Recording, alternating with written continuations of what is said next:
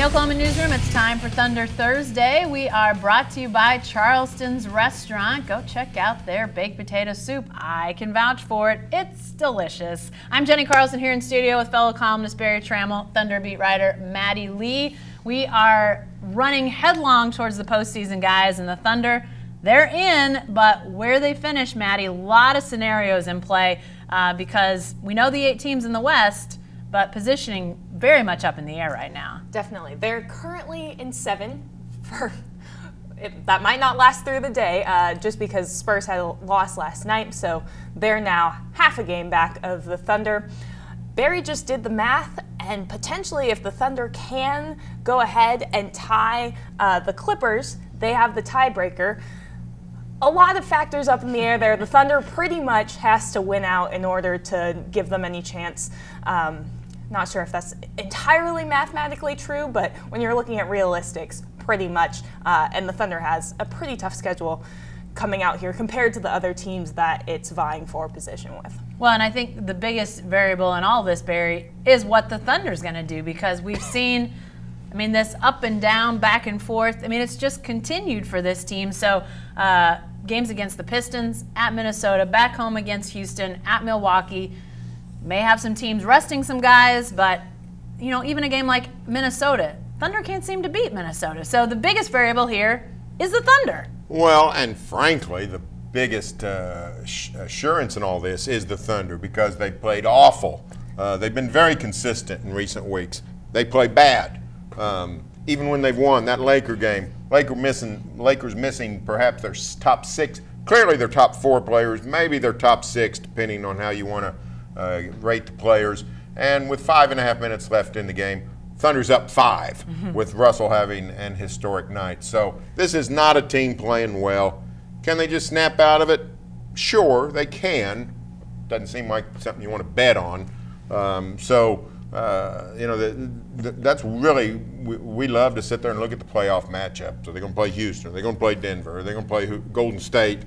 But the truth is, if this Thunder team doesn't start playing better, it doesn't matter who they're going to play. They're going to get steamrolled in the postseason. Well, it seems like, Maddie, at this point, it really does come down to those 3 teams Barry mentioned, and maybe even Nuggets, Warriors as the most likely scenarios, because the Thunder could conceivably climb, but it's going to be really hard. It's looking like probably a 7 or 8 right now for this team. Yeah, definitely. And neither of those matchups look great for them.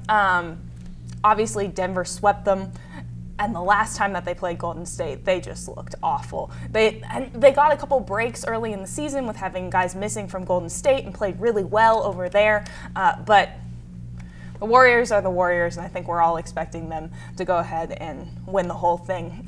But yeah, Thunder, technically they're still fighting for seeding, but whether that actually makes much of a difference postseason, probably not. Well, and I think too, Barry, I mean, when you look at these games, I mean, a lot of variables we don't know about. I mean, Maddie mentioned, and I think you did as well, you know, the Lakers missing guys. There's going to be teams that are either resting guys or missing them, or they're, you know, dinged up. I mean, the Thunder's the same way with injuries. But 4 games, is there a chance that the Thunder maybe at least gets on a little roll, plays a little better? I don't know if they win out. I mean, I'm not going to, that's a thin limb to stand on, but can they at least get some things moving in the right direction? Well, they should. They're on paper better than all the 4 teams they're going to play when you factor in the fact that the Rockets and the Bucks are likely to rest players. Minnesota has nothing to play for. It's not any good anyway. Detroit's coming to town desperate, but Blake Griffin missed the game on Wednesday night. We don't know if he'll play or not. It's in Oklahoma City. So, you know, depending on, the Thunder could be favored. Vegas still likes the Thunder for, you know, unknown reasons. So you could get on a roll. You could have some success going into the playoffs, but we just haven't seen it out of this team. I mean, for crying out loud, every time they play well, they don't follow it up at all. For every step forward, it's 2 steps back. So a nice roll into the playoffs would be good. Of course, the Thunder got on a nice little roll in the last week or so of last season. Remember, we were thinking, hey, this team's going to fall all the way to 7th or maybe even 8th. They end up getting 4th, getting the home court and then lose in 6 to Utah. So even playing well going into the playoffs doesn't assure you anything. This team is so maddening that, you know, to expect any kind of success is really just stepping out on a very, very thin plank. Yeah, and, you know, that brings us to the next question, which is that Lakers game, which Barry mentioned, historic night for Russell Westbrook. We'll talk about that a little bit more here in a minute. But there were some positives, but also the point in the fourth quarter when you're thinking, could the Lakers win this thing, Maddie? If you're looking for positives, what did you like most out of that win for the Thunder, and maybe what they could take moving forward that was good that night? Sure. I think offensively they had moments when they were really good. I mean, you saw their first 6 all in double-digit scoring. That's really important for the Thunder because they were able to just let Paul George run and carry the team earlier in the season when he was having that incredible stretch from December through February. But he just hasn't been shooting the same, and so they need guys like Terrence Ferguson, guys like Jeremy Grant, guys like Dennis Schroeder especially to step up and be able to contribute some of that offense for them because Paul George and Russell Westbrook just aren't going to be able to do it on their own come playoffs. Yeah. Barry, what'd you like out of the Lakers game? Before we get to the things we didn't like. Ferguson found his shot. I thought that was Terrence Ferguson finding his shots, clearly the best thing of the night. I thought Adams was assertive. He should have been assertive, but the one sort of constant for the Lakers is JaVale McGee's played pretty well this year, and he was playing Tuesday night, and Adams sort of dominated him, so that was good. Russell seemed excited about the 2020. That's, he's generally engaged, but, if you can get him excited about, something else, maybe that carries over. But it was such a ghost ship of a Laker team that, you can't get too excited. For crying out loud, no LeBron, no Ingram, no Ball, no Kuzma, no Josh Hart, no Tyson Chandler. I'm leaving somebody else out, I'm sure. So it was one step up from a G League team. It was half G League, half old timers game with Lance Stevenson and Rajon Rondo having the ball in their hands most of the time.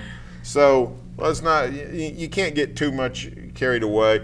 If they'd have beat the Lakers 124-87, I'd have said, well, that's what they should have done. But when you're up 5 with 5.5 minutes against that team, that's not a great sign. First 3 quarters, Maddie, I thought there were some positives. It was sort of one of the first times in a long time you've seen the Thunder step on the gas, keep stepping on the gas, and look like they were just going to roll to victory, and then it kind of all falls apart. And offense, defense, just the whole thing. It's that microcosm of the hope that we've seen out of this team, and those moments of what in the world is going on out there. What do you chalk that up to from that game in particular? Was it a mostly defensive, offensive? What were they saying afterwards when it came to that sort of swoon they had there? I think when it comes down to it, Thunder has to just fall back on their defense, make sure that that's solid, and that then contributes into their offense because they're getting a lot of points in transition. That's when they're flowing the best. But they have such a bad habit of making every game close, which obviously against great teams is exciting. But when you're playing teams like a very shorthanded Lakers team, or in Memphis when they start out with a 9-point deficit, that's when it becomes an issue, when you can't put away the teams. And to their credit, they did come out, beat them by 16, right? I'm doing my math right there. Beat them by 16. At least they got it done in the end, unlike we saw against the Mavericks and Memphis. But yeah, they seem to step up their game when it most matters and when the chips are down. And that can be a great thing, and that can be a really bad thing. Yeah, and will they be able to step it up when the chance to get going into the playoffs, maybe improve their seeding? Playoffs do start, but it was interesting to see sort of a night that really could have been a all-around feel-good night, Barry. That swoon in the fourth quarter really changed the complexion of things. Russell Westbrook, the historic night, but I think everybody comes away from it not necessarily feeling anything particular about Westbrook other than, we've never seen this before except for Wilt Chamberlain, but it could have been all around good. Put the Lakers away, win going away. And oh, by the way, Russell Westbrook does this amazing thing. Yeah, and this is what we've seen out of the Thunder here for the last 7 weeks. They actually do something pretty cool. Like, they beat Indiana here and then come back and lose 2 straight for no good reason. They just can't seem to get out of their own way. And the truth of the matter is, it's unexplainable, but the Thunder was a really good team up until February. But they're just not a good team right now. I mean, what are they, 8-15? Over 23 games is a long stretch. Yeah. I mean, it's not a slump. That's not a sliver of the season. 23 games is a long season. That's virtually a college season. And the Thunder's 8-23. So they're just not a very good team right now. And, maybe they'll wake up and revert back, but, it's sort of Pollyannish thinking to think they will. Yeah, it's almost like if they wouldn't have had the All-Star break, would they just it almost feels like they took that break and it just screwed everything up. Like they came back, thought, well, we can just do whatever from here on out. That really seemed like the moment when instead of invigorating them to move forward, that became a real problem spot, Maddie. I think we also gave them a pass for New Orleans, which was right before the break, and we're like, oh, well, they just got lazy, it's going into the break, whatever. They've been playing so well up until that point. But that's really kind of where it started, and then it just continued to spiral afterwards. And the things that they identify as their identity, 3-point defense. Not great. They did not have good perimeter defense against the Lakers, and the Lakers are one of the least efficient 3-point shooting teams, and as Barry mentioned, very short-handed the other night. So they just need to keep getting back to those things that they've been harping on legitimately all season. Whether or not that recipe can beat a team like Golden State looks pretty unlikely at this point. But if they're going to have any success going into the end of the season, they still need to fall back on those because it's too late to completely change your identity.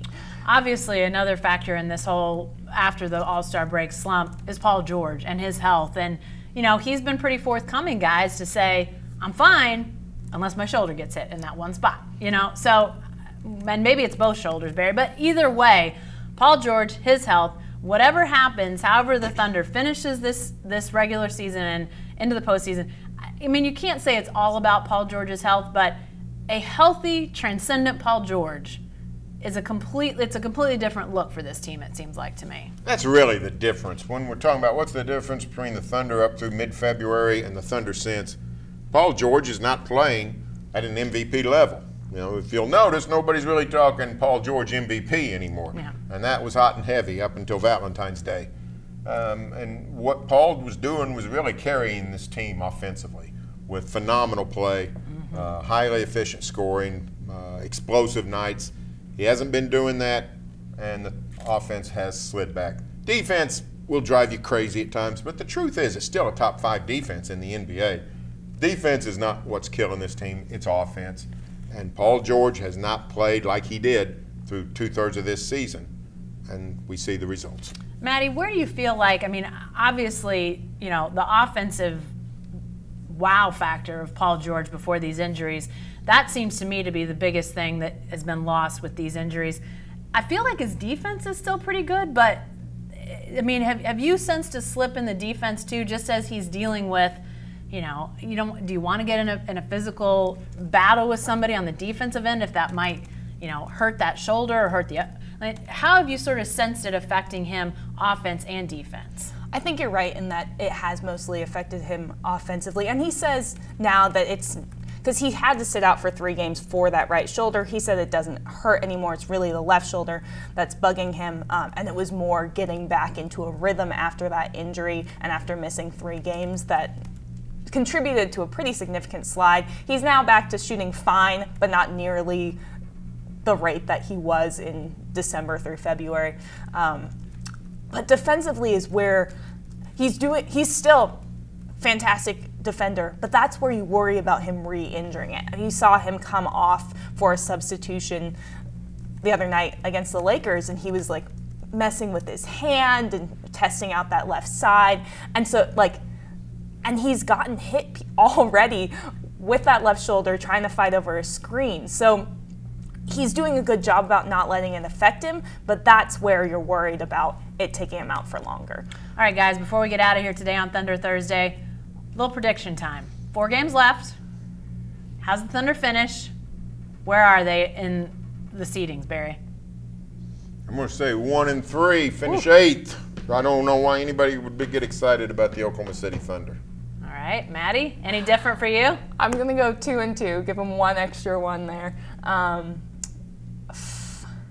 But also probably 8th, unless the Spurs really something terrible goes on for them. Well, guys, we'll know for certain a week from today. Last regular season games on Wednesday night. Those seedings will be set, if not before. We may find out before, but obviously we'll have all of your end of the regular season coverage and heading into the postseason, so be sure to stay with the best coverage team anywhere at newsok.com and every day in the Oklahoman.